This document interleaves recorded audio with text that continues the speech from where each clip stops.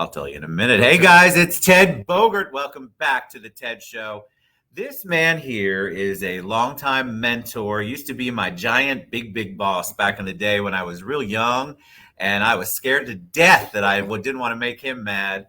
I'm very honored to have Paul Snead Jr. with us. Paul Snead has been a public servant, or was a public servant for most of his career, and continues to give back to the community. He is on the Board of Governors here. He's emeritus, as we say. And he's participating because we're doing the Black History Month series. And of course, we're doing a Black History Month initiative here at Citrus Club to highlight our Board of Governors. Paul, welcome to the show. Thank you. It's good being here. I'm excited to have you in person. It's always a great energy. We have a great time when we're together. You are smart, funny, full of tea. You got all the good inside stuff. But most importantly, you were very supportive of me during my very early career, right out of college, and I appreciate that. So I'm excited. My pleasure. I get to give you shout out. All right. So we talked before we went live. The audience loves origin stories. So they want to know a little bit about you, kind of your journey through public service. And then we will start talking about Black History Month after that. Okay. I'm originally from Birmingham, Alabama. I moved to Florida in 1964. My wife is from Altamont Springs. She's original Floridian. Woo. We met in Nashville. She attended Fisk University, and I attended Tennessee State. I had the honor of attending a parochial school in Birmingham, and there were only 27 kids in my graduating class from high school.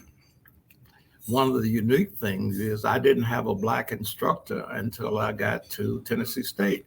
I was taught by nuns, and if you've ever seen a ruler, you know about being compliant. Being compliant. I wasn't expecting that, but as soon as you said nuns, I kind of tightened up. I knew where we were going. I think that beginning did a lot to mold me, morality, staying with it. The nuns made you stand up before the class. You had to read the paper, and you had to talk about current events. And I give a lot to the nuns in Birmingham who had a lot to do with molding character.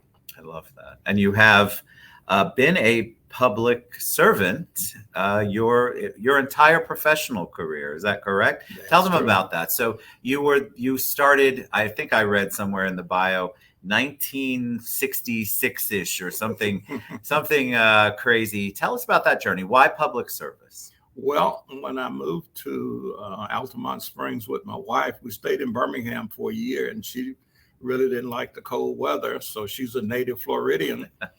I taught school, fourth grade, for a year and a month, and I soon figured that wasn't for me.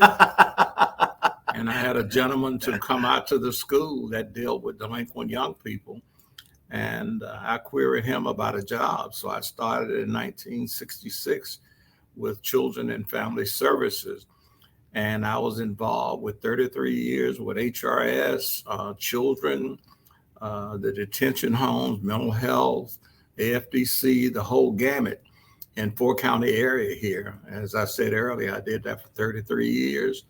I retired at the age of 57 after having 6 bypasses, and I thought this was not for me. So since 1997, I've done nothing but involve myself in public service, in the community, in different boards, and it's been indeed an honor. I've worked with 100 Black Men, where we work with kids at Jones High School.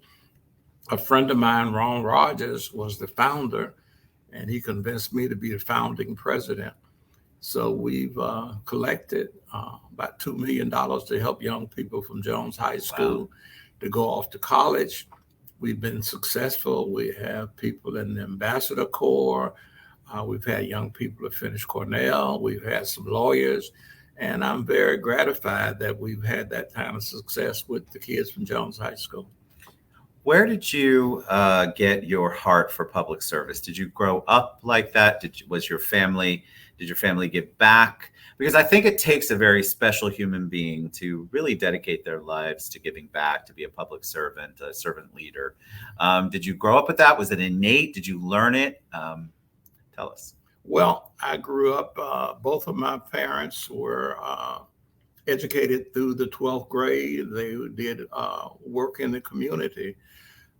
But after teaching school and seeing so many underprivileged kids and working in the state of Florida, I had some very rural counties. I had Polk, Pasco, Hernando, Citrus, Sumter, and Lake County. And I found a lot of people who were in need. And once I got to be the district administrator, we had approximately 3,000 employees. And you couldn't live in those 4 counties and not be a client of HRS. And a lot of people said, well, I'm not a client. They thought it had to do with food stamps and AFDC.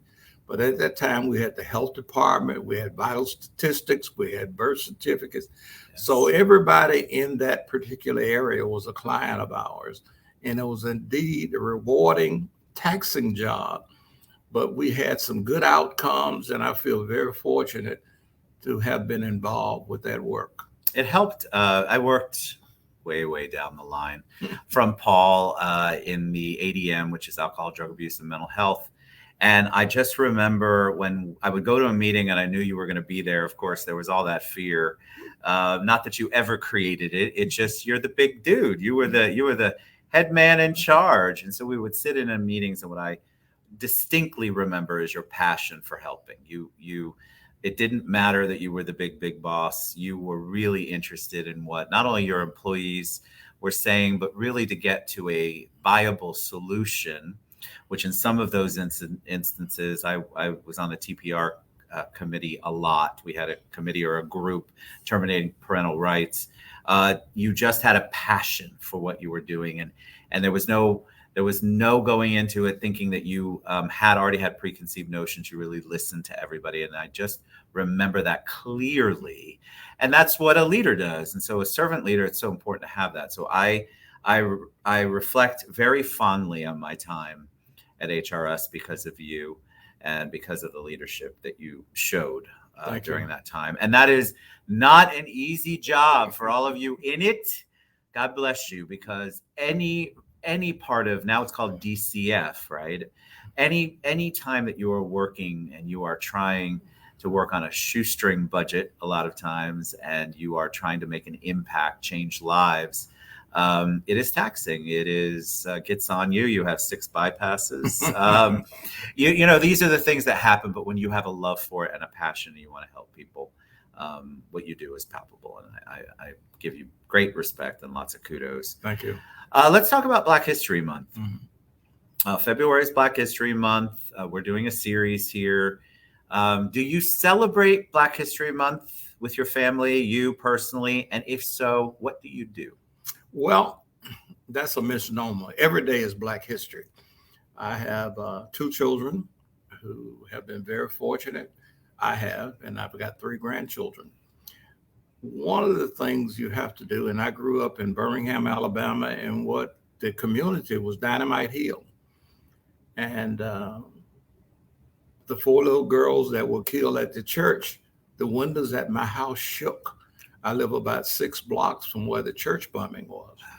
One of the young ladies who was killed in the bombing was my roommate in college's sister. It was a very turbulent time in Birmingham, especially being a young Black man. And I've seen great changes. We're at a point now where we're digressing. And the thing that concerns me most of all is that we celebrate, or some people celebrate, Black history for 28 days during February. And if you forget from whence you come, it tends to repeat itself. And I'm sort of in awe now that a lot of things are digressing through our legislature, both locally and throughout the country. And it's sort of a mortal sin to say that I'll be 82 come May 1st. And I've seen things come and go. And I'm worried about my grandbabies now as to what the world they will grow up in, because we're in dire straits right now. Why do you think that the shift? Because I feel like looking on the outside in as an old white man, I feel like there has been progress in our city area, but I understand what you're saying. Tell us why. Why do you think that we have digressed, and what's the solution to that? How can somebody who's watching this, who is just as upset, worried, concerned for their grandbabies or their babies, what can we do to move it forward to stop it digressing? You know, the simplistic answer to that question is treat people the way you would like to be treated. And there seems to be a two-edged sword. Do as I say, not as I do. And that really hurts.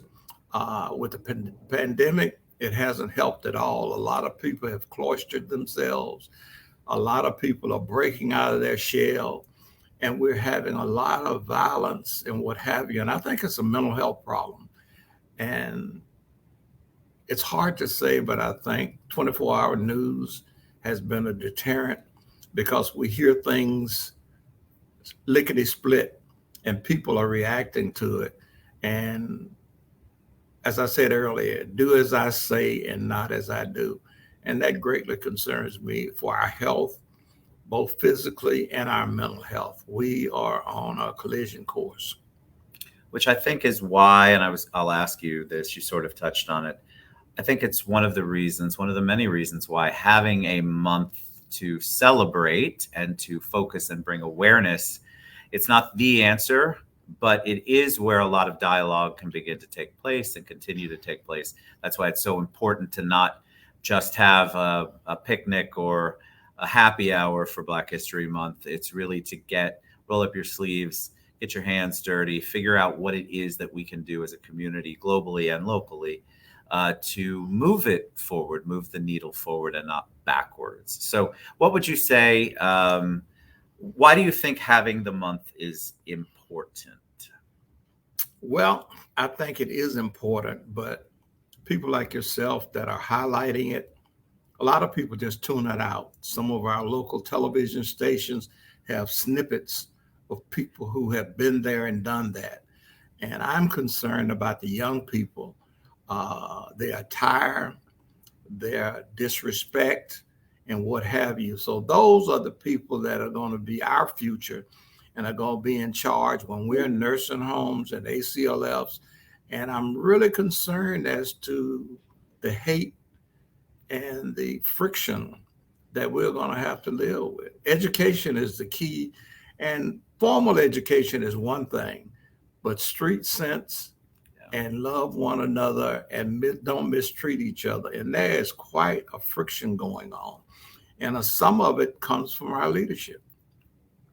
Great. I could not agree anymore. All right. I have one question for you that's off topic a little bit, but maybe not. When I say the word hero, who's the first person that comes to mind for you? I think Martin. And Tell me why. well, I was in Birmingham with Martin Luther King when he had SCLC.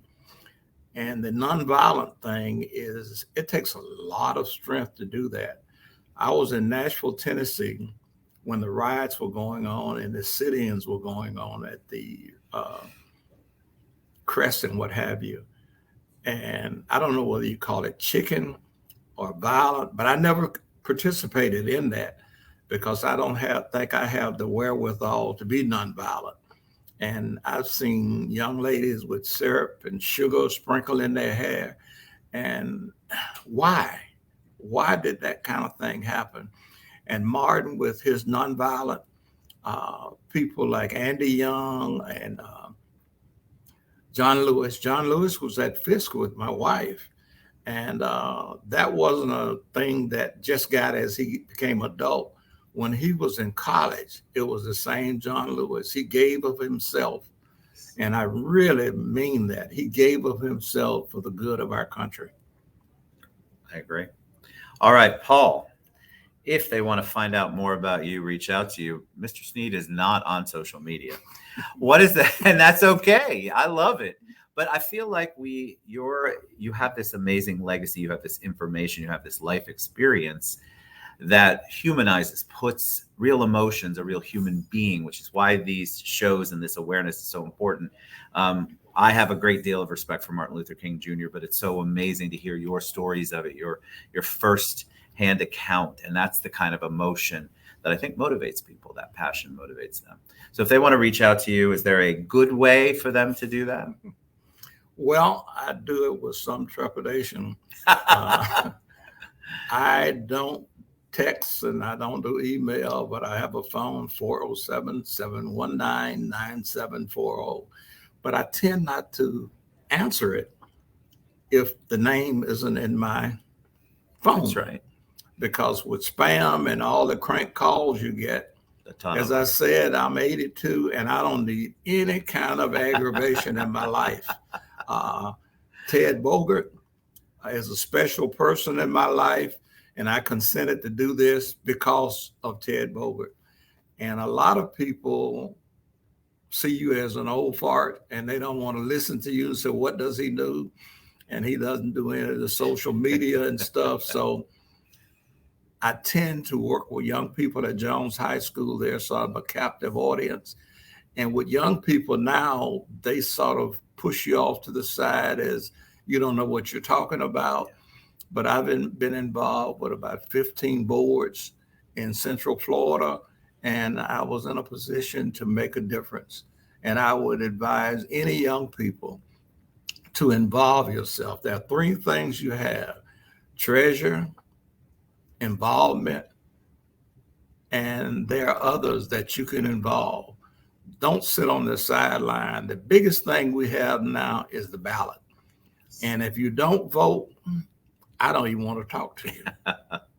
Great, because that is where you make your voice heard. Mm-hmm. And don't discount it. Don't listen to all of the rigmarole out there that it doesn't matter, because it really does matter. Mm-hmm. You know, I'm honored to call you my friend. It was an honor to work with you for all those years. It's an honor to have you on the board here at Citrus Club. And I'm thankful you came out. See, it wasn't as painful as you thought, was it? Not at all. Okay, see? We have a good time, but we educate and we inform here, and we do it in a positive way. Thank you for sharing your journey. Paul Snead Jr. on the show. First time. I'm loving it. I really appreciate it. You have to come back. I want to hear more about your journey. Thank you very much for having me.